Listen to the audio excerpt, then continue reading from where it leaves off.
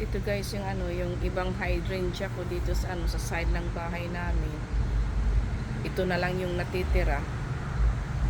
Dahil yung iba pinamigay ko dahil wala na akong mapaglalagyan. Ito green yung color niya, tapos nagto-turn siya ng pink. Katulad ng isa doon sa sa likod ng bahay namin. Tapos ito rin ibang kulay, parang dark pink siya. Maganda tingnan yung kulay niya. Look.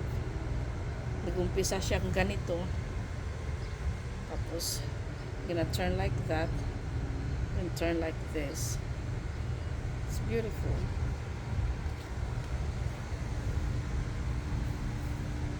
Yan. Maganda siya kahit ganyan lang. Yan.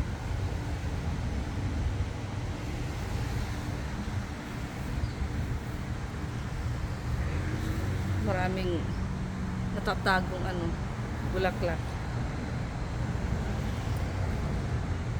Mas maganda na siya ngayon kaysa last year.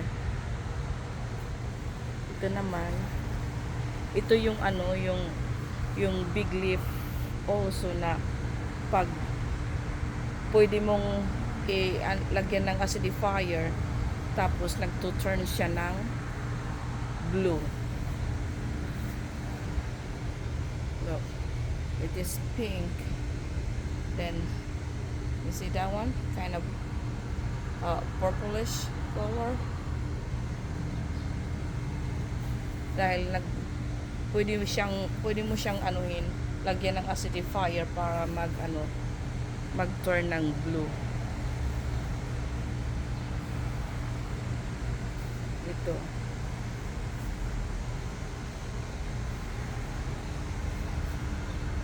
Dalawa ito sila. Yan. Ganito yung yung umpisa niya ganyan. Tapos nagiging ganyan.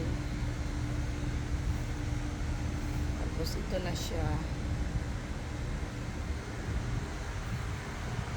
Yan, marami siyang bulaklak.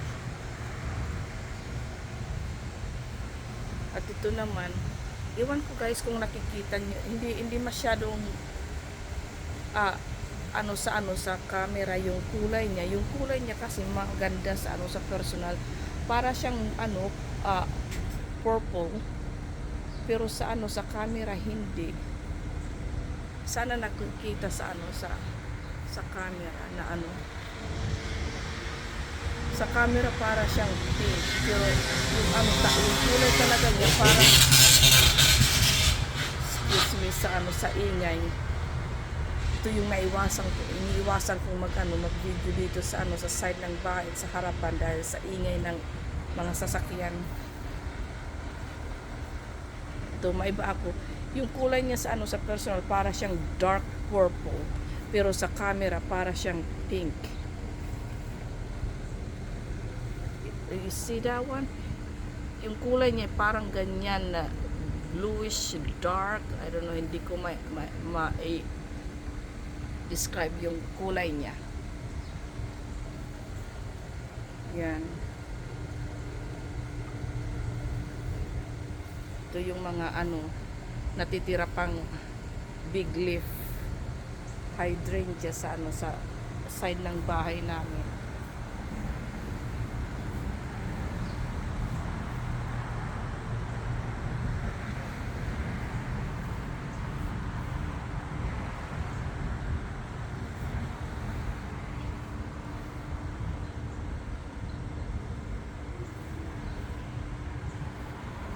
Ito ipamimigay ko to dahil mayroon akong ganitong kulay na sa likod ng bahay, mas malaki. Ito, ewan ko kung sinong may interesado nito. Maganda siya. Hindi nga lang kalakihan katulad ng iba dito na na hydrangea na mas malaki siya kaysa dito. Ito kasi yung mga hinati-hati kung mga hydrangea. Tapos ito lang yung mas maliit, ito yung tinira ko, yung iba yung mas malaki. binigay ko. Yun lang guys, ito lang yung update ko sa sa big leaf hydrangea dito sa sa likod ng bahay namin.